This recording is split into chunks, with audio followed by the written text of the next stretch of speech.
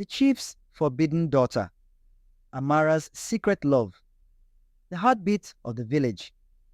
In the lush lands of Wajira, surrounded by mountains and rivers that sparkled like gems, there lived a young woman named Amara. She was the daughter of Chief Badu, a man known for his fierce leadership and unyielding sense of honor. Wajira was a prosperous village, and Chief Badu prided himself on protecting his people and his family, especially his precious only daughter. Amara was 18, beautiful and spirited, with a curiosity that often led her to wander outside the village. Despite her father's watchful eye, her heart belonged to someone he would never approve of, Kofi, a humble fisherman known for his kindness and strength. They met secretly by the river at dusk, whispering promises and sharing dreams for a future together. But they knew their love was dangerous, for in Wajira, daughters of chiefs were expected to marry only those who could strengthen alliances.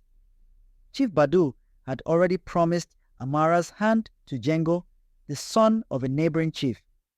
Jengo was wealthy, respected, and ruthless, a perfect political match. Yet Amara's heart ached at the thought of being bound to him. She had only ever loved Kofi, and she knew that leaving him behind would shatter her. A secret, betrayed.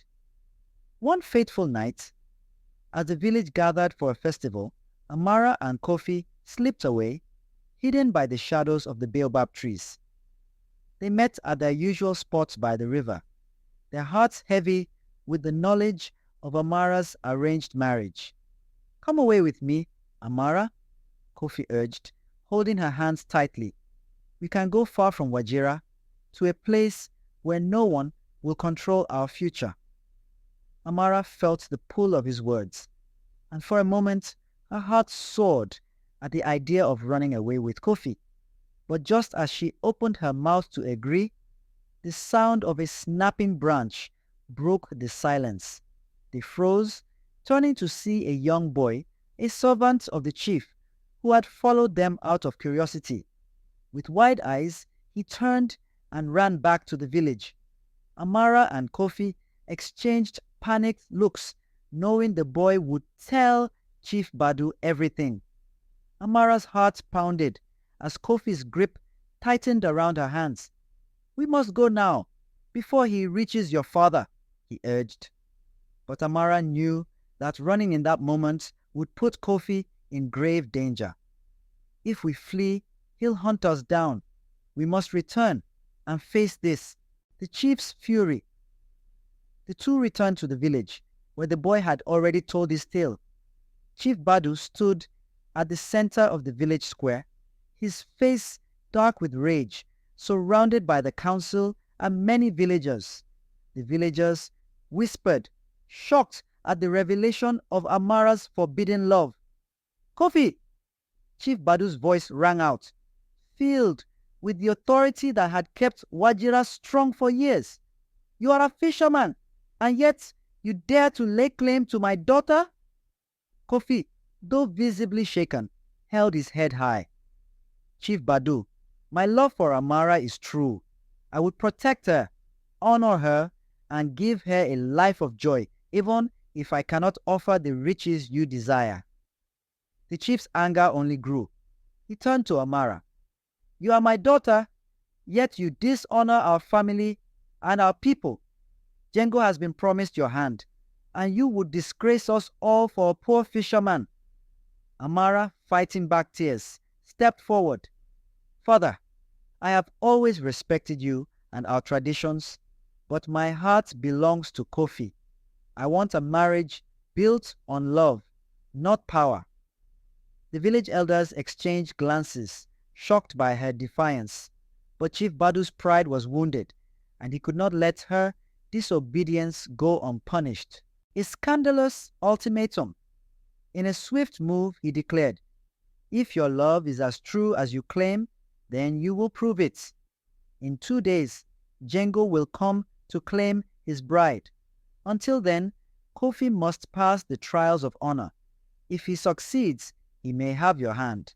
But if he fails, he will be exiled, and you, Amara, will be forced to marry Django. A tense silence fell over the village. The trials of honor were brutal tests of strength, endurance, and loyalty, meant only for warriors and leaders, not for a humble fisherman. Kofi, knowing the odds, accepted the challenge without hesitation, locking eyes with Amara as he vowed to prove himself worthy. The trials begin. The next morning, Kofi faced the first trial, the trial of endurance. He was forced to run barefoot through thorn-covered fields, climbing steep hillsides, while carrying a heavy stone. The villagers watched in awe as he struggled, bloodied but undeterred, driven by his love for Amara. The second trial tested his strength as he was ordered to wrestle a warrior from Django's tribe. Though he was nearly overpowered, Kofi fought with unwavering resolve, fueled by his dreams of a life with Amara. By dusk, he was battered and bruised, yet victorious in both trials. The villagers, once skeptical, now looked at him with admiration and respect. Even Chief Badu seemed moved, though he kept his face stern. But the final trial, the trial of sacrifice, was the most difficult of all. The final trial, a heart-wrenching decision. In the moonlit square, Chief Badu delivered the final trial. He placed a dagger in Kofi's hand and told him to renounce his love for Amara in front of the entire village. If you love her truly, you will release her from the shame you bring to our family, Chief Badu said coldly. Amara's heart sank. She knew this trial was designed to break Kofi's spirit, to force him to abandon her so that her father could marry her off to Django. Kofi stared at the dagger in his hand, torn between his love and the weight of the sacrifice. He looked to Amara, his eyes filled with both pain and devotion. Amara, he began, his voice thick with emotion. Your happiness means more to me than my own life. If you wish to stay, I will release you, and I will bear the pain alone. Amara's heart broke. She stepped forward, tears streaming down her face. Kofi, my heart belongs with you. No trial can change that. In a final act of defiance, Kofi dropped the dagger and took Amara's hand in front of the entire village, defying the chief's wishes. The village gasped, unsure of what would happen next. A suspenseful ending. Just then, Django and his warriors arrived. Having heard the news, his eyes narrowed as he took in the scene, anger flashing across his face. Chief Badu, Django said, his voice low and dangerous, you promised her to me. I will not be humiliated. Chief Badu was cornered, torn between his promise to Django and the undeniable bond between Amara and Kofi.